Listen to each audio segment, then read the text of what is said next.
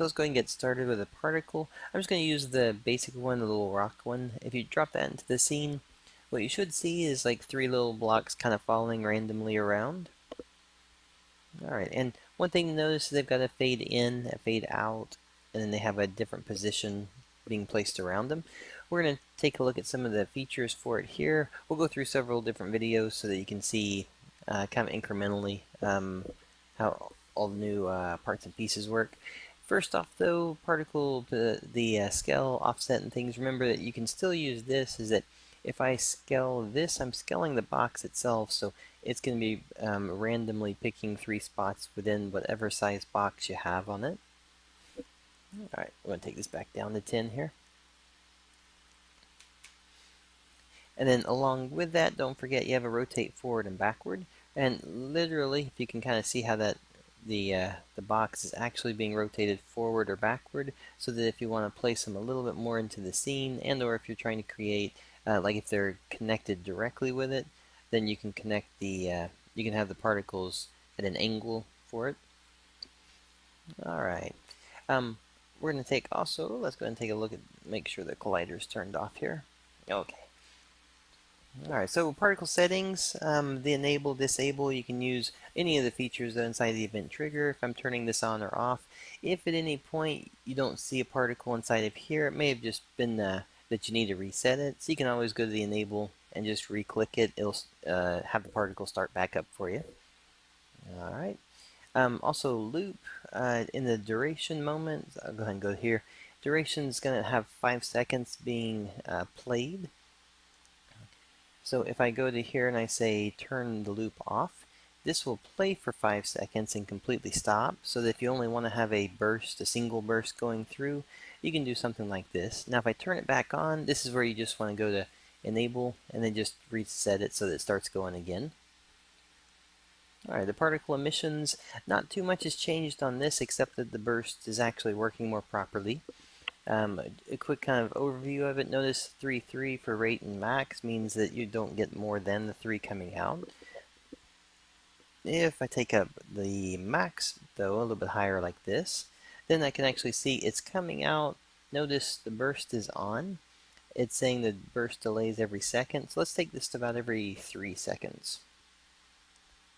So then you get a few more showing, but let's go ahead and take this to around 50. That way we can kind of see a bigger difference with it. So it does a few, and then you get a big burst, and then you have the option to repeat if you want to do a countdown so that it only does it once, twice, or something like that. Alright, we've already looked at particle size before. This is going to work the same way, nothing too different with it. Same thing for rotation speed. The lifetime though, I'm going to go ahead and take the lifetime on the min and make it, let's put both of these up to about 2 seconds. That's going to make our pieces coming out just a little bit longer right there, which will be a good thing.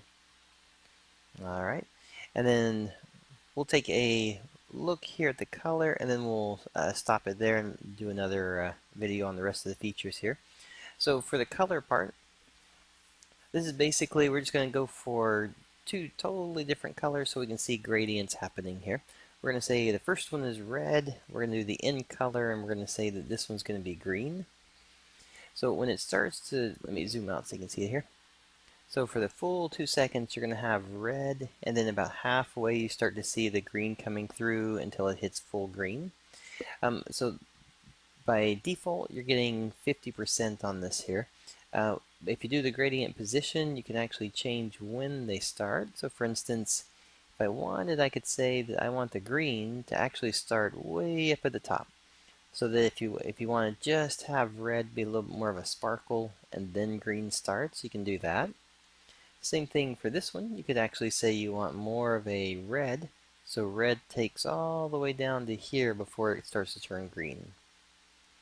Alright. So same thing with the color on the alpha.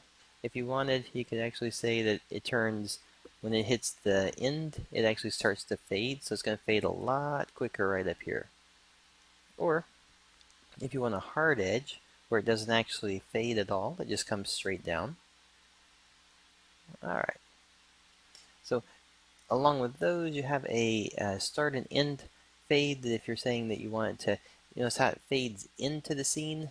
So we're starting our fade at 0, and then it fades into the start color. And then same thing for the end one.